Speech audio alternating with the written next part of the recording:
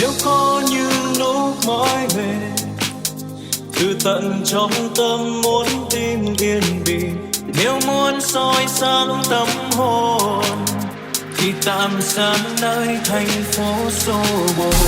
Sách ba lớp nên bạn ơi, ta gặp nhau qua khúc mùa hè từ khắp muôn phương đường về đây.